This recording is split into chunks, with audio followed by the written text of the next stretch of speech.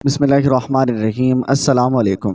غزوہ خیبر کے موقع پر ایک چرواہا حضور اقدس صلی اللہ علیہ وسلم کی خدمت میں آیا۔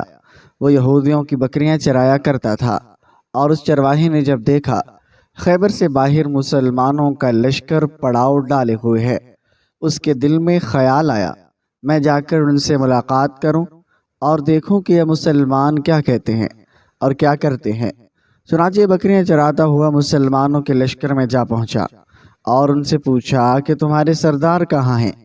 صحابہ کرام نے بتایا، ہمارے سردار حضور صلی اللہ علیہ وسلم اس خیمے کے اندر ہیں۔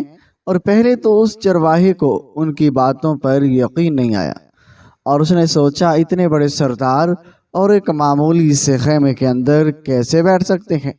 اس کے ذہن میں یہ تھا کہ جب آپ اتنے بڑے بادشاہ ہیں تو بہت ہی شان و شوکت اور ٹھاٹ بھاٹ کے ساتھ رہتے ہوں گے، لیکن وہاں تو کھجور کے پتوں کی چٹائی سے بنا ہوا خیمہ تھا۔ اور خیر، وہ اس خیمے کے اندر آپ سے ملاقات کے لیے داخل ہوا اور آپ سے ملاقات کی اور پوچھا آپ کیا پیغام لے کر آئے ہیں اور کس بات کی دعوت دیتے ہیں۔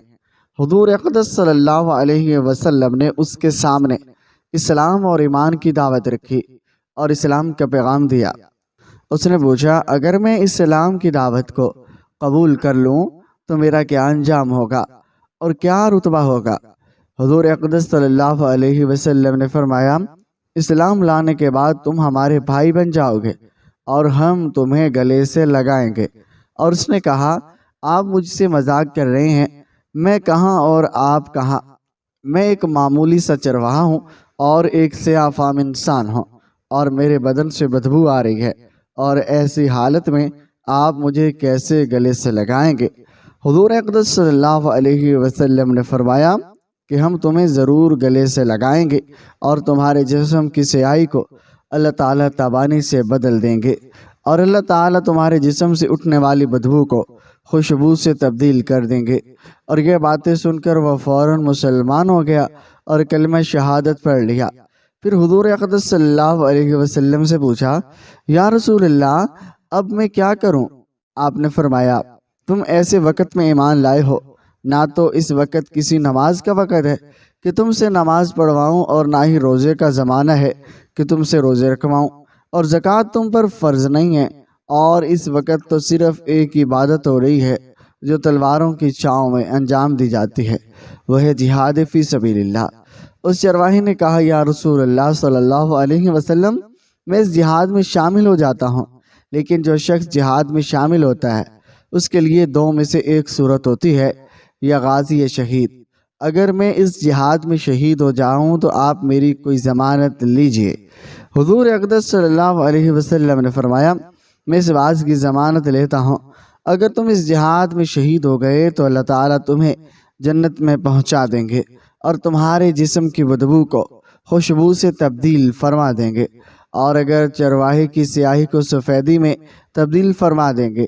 چونکہ وہ چرواہا یہودیوں کی بکریاں چراتا ہوا وہاں پہنچا تھا، اس لیے حضور اقدس صلی اللہ علیہ وسلم نے فرمایا، تم یہودی کی جو بکریاں لے کر آئے ہو ان کو جا کر واپس کرو، اور اس لیے کہ یہ بکریاں تمہارے پاس امانت ہیں۔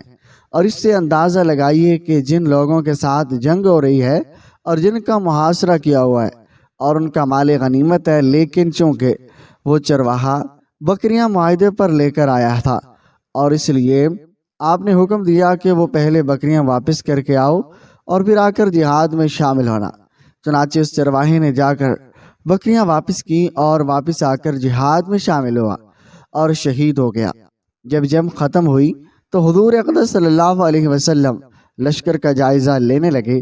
ایک جگہ آپ نے دیکھا کہ صحابہ کرام کا مجمع اکٹھا ہے، اور جب آپ قریب پہنچے تو ان سے پوچھا، کیا بات ہے؟ صحابہ کرام نے فرمایا، جو لوگ جنگ میں شہید ہو گئے ہیں، اور ان میں سے ایک آدمی ایسا بھی ہے جس کو ہم میں سے کوئی نہیں پہچانتا۔ آپ نے فرمایا، مجھے دکھلاؤ۔ جب آپ نے دیکھا تو فرمایا، تم اس شخص کو نہیں پہچانتے، مگر میں اس شخص کو پہچانتا ہوں، یہ چرواہا اور یہ وہ عجیب و غریب بندہ ہے اور جس نے اللہ کی راہ میں ایک بھی سجدہ نہیں کیا، اور میں اس بات کی گواہی دیتا ہوں کہ اللہ تعالیٰ نے سیدھا اس کو جنت الفردوس میں پہنچا دیا ہے، اور میری آنکھیں دیکھ رہی ہیں، ملائکہ اس کو غسل دے رہے ہیں، اور اس کی سیاہی سفیدی میں تبدیل ہو گئی ہے۔ اور اس کی بدبو خوشبو سے تبدیل ہو گئی ہے۔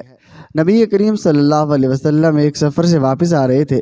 ایک جگہ آپ نے پڑاؤ ڈالا اور قریب ایک بستی میں ایک عورت تھی جس کا تنور تھا، اور اس نے لشکر کی روٹیاں بھی پکائی، اور جب پکا کر فارغ ہو گئی تو صحابہ کرام سے کہنے لگی کہ میں تمہارے سردار سے بات کرنا چاہتے ہوں۔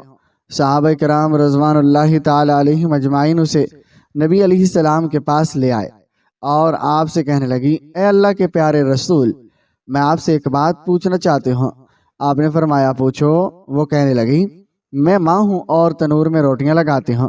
میرا ایک ہی چھوٹا بیٹا ہے اور اس کو آگ کے قریب آنے نہیں دیتی، اور اس کو کہیں گرم ہوا نہ لگ جائے، اور خود آگ میں ٹبکیاں لگاتی ہوں روٹی لگانے اور نکالنے کے لیے، لیکن میں اپنے بچے کو گرم ہوا کا لگنا بھی پسند نہیں کرتی۔ اور میں نے آپ سے سنا تھا کہ ساری دنیا کی ماؤں کی محبتوں کو جمع کر دیا جائے تو اس سے 70 گنا زیادہ اللہ تعالیٰ اپنے بندوں سے محبت کرتا ہے، تو اللہ تعالیٰ بندے کو جہنم میں جانا کیسے پسند فرمائے گا؟ حدیث پاک میں آتا ہے کہ جس کا مفہوم نبی علیہ السلام نے یہ بات سن کر سر جھکا لیا اور آپ کی مبارک آنکھوں میں آنسو آنے لگے اور آپ روتے رہے، حتیٰ کہ جبرائیل علیہ السلام اللہ تعالیٰ کا پیغام لے کر آئے اور میرے محبوب اس عورت کو بتا دیں کہ میں اللہ نے ان پر ظلم نہیں کیا، انہوں نے اپنی جانوں پر خود ظلم کیا ہے، انہوں نے اپنے پاؤں پر خود کلاڑی ماری، کیونکہ اللہ تو چاہتا ہے کہ یہ بچ جائیں۔ یہ لوگ توبہ نہیں کرتے، توبہ کی طرف آتے نہیں ہیں، بلکہ اللہ کے ماننے کے بجائے شیطان کی مانتے پھرتے ہیں، توبہ کو ضائع کرتے ہیں اور بھول جاتے ہیں، یہ تو اپنے عمل کی وجہ سے جہنم میں جائیں گے۔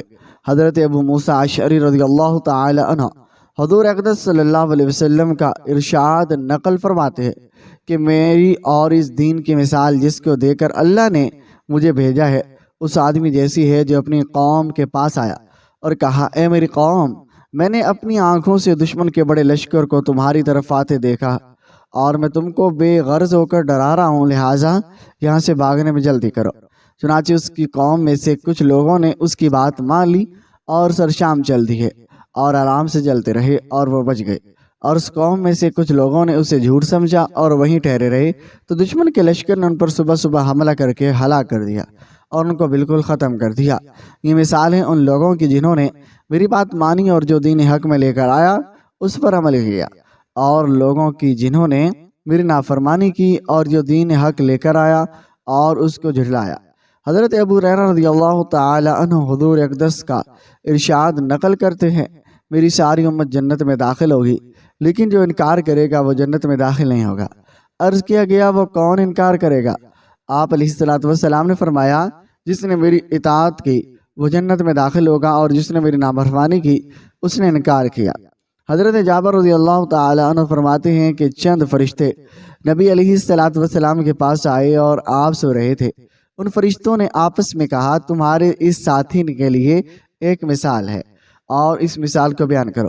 بعض فرشتوں نے کہا، یہ سو رہے ہیں، اور بعض فرشتوں نے کہا کہ ان کی آنکھیں سوتی ہیں اور دل بیدار رہتا ہے۔ تو فرشتوں نے کہا، ان کی مثال اس آدمی جیسی ہے جس نے ایک گھر بنایا اور اس گھر میں کھانے کی دعوت کا انتظام کیا اور ایک بلانے والے کو بھیجا، تو جس نے اس بلانے والے کی بات نہ مانی اور نہ وہ گھر میں داخل ہوا اور نہ اس دعوت سکھایا۔ پھر فرشتوں نے کہا، اس مثال کو ان کے سامنے بیان کرو، اور اس پر بعض فرشتوں نے کہا، یہ تو سو رہے ہیں، اور بعض نے کہا، ان کی آنکھیں سوتی ہیں اور دل بیدار رہتا ہے۔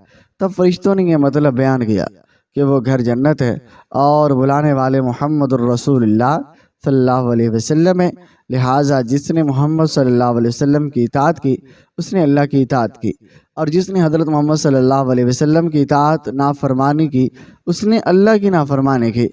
اور ان لوگوں کی دو قسمیں ہیں، اور جس نے آپ کی بات مانی اللہ نے، اور جس نے آپ کی بات مانی اس نے اللہ کی مانی اور جنت میں جائے گا، اور جس نے آپ کی نہ مانی اس نے اللہ کی نہ مانی اور جہنم میں جائے گا۔ ناظرین، اس امید کے ساتھ ہمیں اجازت دیجیے، ملتے ہیں جلد دوبارہ ایک نئی ویڈیو کے ساتھ، تب تک کے لیے اللہ حافظ۔